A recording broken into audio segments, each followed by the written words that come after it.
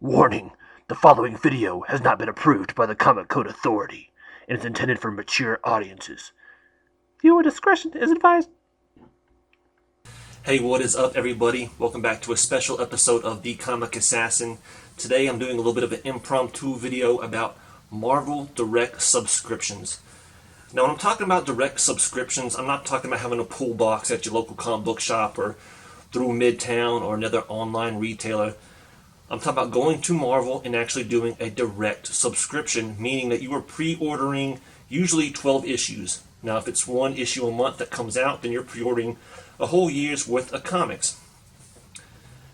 But there's some pros and there's some cons, and I wanted to bring this up because you may be a person new to comic books, and you want to check this out. You might be an older collector who you know about these, but you've never done them, and maybe want some more info.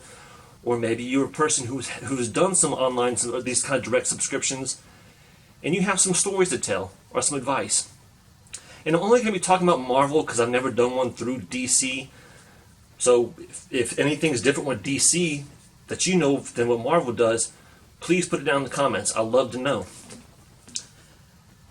Now, with direct subscriptions, one thing that's always intrigued me is that back in the day when I was a kid reading comics, I used to love the ads, right? I would love the ads, all the toys and all the stuff. You know, it's just sometimes some really weird stuff in there. But usually they had that one page in there, or that one section doing their Marvel direct subscriptions.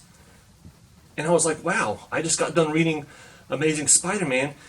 I could sign up for 12 more issues and look at the money I could save, right? And I was always intrigued by that as a kid. I never did it because, one, I wasn't going to be cutting a page out of my comic and writing on it and send it off. Plus, I couldn't freaking afford it anyway, and if I wanted to, yeah, it might be saving me money, but I still couldn't afford it. But now as a grown-up, I can afford certain things like that, and I decided to give it a try. Now today I only have 2 subscriptions that I do because I still do strongly feel like I should support my local comic book shop. That's where I do most of my business. I might do a little bit online on eBay for some back issues and stuff like that, but I mainly try to support my local comic book shop. But I also like to save money, and who doesn't, right? So the one perk, and this is probably the biggest pro, it may be the only pro, is that it saves you money. All right, so if you do a subscription, you're saving, I think, up to 40%, which is, if it's, would cost you $50 to do 12 issues and you can get it for 30, you just save $20. That's a better discount than you're going to get at your local comic book shop, through Midtown or anything like that. So that is the big pro. If you like saving money, this is a good option. But then this comes down to what kind of collector are you, okay? And there's many different kinds. We have some who just want to read the comic. They could really care less about the condition. But then you have to ask yourself, okay, if you're not really worried about the condition, then do you really actually need the comic? Maybe you could do digital, do like Marvel Unlimited. You can read it. You don't have to worry about storing comics or anything like that. Or maybe you still like the comic, but condition's not your main goal. It's the story and having something in your hands. I get that too. But then you get the people who, and I am to some extent, those who are worried about condition. Right? Like I've made the analogy before. Like, if I go to a new car shop to buy a new car, I don't want one with dents in it. Give me a brand new freaking car. I don't want one that's damaged. So you could be one of those kind of collectors. And that's when we kind of come into some of the cons behind doing direct subscriptions. So first off, there's the time issue. Even if you do a direct subscription, you're still not going to get your comic book until like 2 or 3 weeks after it came out. So if you're wanting to be on point with the storylines and stuff like that, sorry, you're not going to get that doing a direct subscription.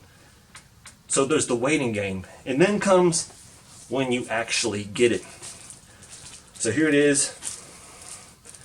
They come, even though I do 2 issues, like I said, I do the Punisher, and I've done the Punisher since, I believe it was last volume. We have Steve Dillon doing the artwork before he passed away. I've kept up with it, but it comes in a single little bag. Alright, with a little bit of a cardboard for protection. It does say, please do not bend on there, but, okay. And I also do Unbeatable Squirrel Girl. Now this is a good topic right here, a good point to make. I do Unbeatable Squirrel Girl for my daughter, alright, because she loves Unbeatable Squirrel Girl. She's not so much worried about condition. I tried for her to keep her comics in good condition, but I'll come down to her room and they'll just be sitting on the table and I'm like, what are you doing? So she doesn't tear them up or anything, but she's not as gentle with her comics as I am, right? So if I'm worried about condition, and then knowing that she's not going to treat her comics that good in the first place, but she wants to read them, it makes more sense to do a subscription. I save on 40%. She enjoys to read, versus me. I want to read them, but I also want better condition. Kind of a thin line there, right? So I do have two packages here where we'll open up so you can actually see the condition yourselves. But this is half the battle. I will say, and no joke, my first year doing Marvel subscriptions, I would say over half of them came damaged. Now some may have been on Midtown's fault, but most of them was probably due to my local mail carrier. I've seen my comic book carrier bend this in half and shove it in my mailbox. And I've complained to Midtown. They've always sent me back a new copy, which may or may not have been bent when I received it. But there's been times where I just kind of like ate it. I was like, you know what? Because they do say that if you keep on having reoccurring issues, they may drop your subscription. Right? So there's been times I've had a little bend, and instead of bitching about it, I just kind of ate it. You know what I'm saying? But it drives me mad. And I've actually went all the way up to our local postmaster about this because it happened so many times. I was like, this is freaking ridiculous. It says do not bend. I'm tired of it. All right. So whether it be through Midtown or your local comic book shop, I would say that generally speaking, I get now after all the years I've been doing them, I'd say probably about a 30 to 40% bend rate. It's just straight up bent. You can even see this one.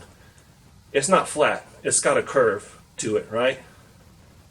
I don't know if you can see that or not. So now what I'm going to do is I'm actually going to flip the camera around where we can actually examine this book and see if there's any more additional damage to these books that I open up. Okay, and once again, these are two completely unopened issues. I could pull out examples right now with damage on them.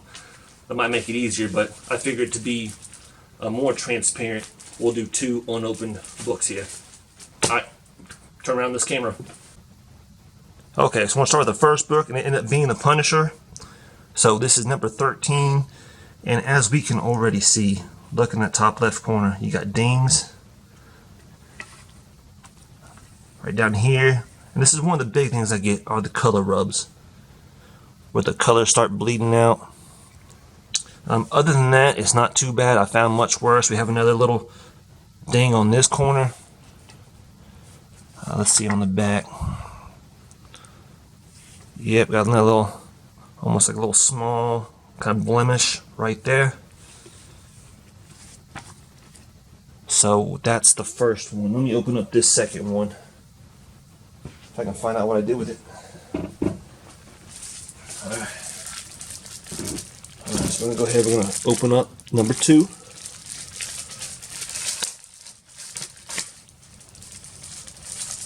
Alright, and this is my daughter's Squirrel Girl here. Alright. Now this one actually seems in a little bit better condition. Oh, nope, look. See that bend, that fold right there? I don't know if you can see that or not. Oh, right there.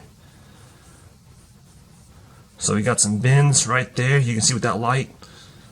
Do have a little bit of a tick in the corner up here. So, you know, a little bleed through again right here. Now, at the same time, I will say this is also a...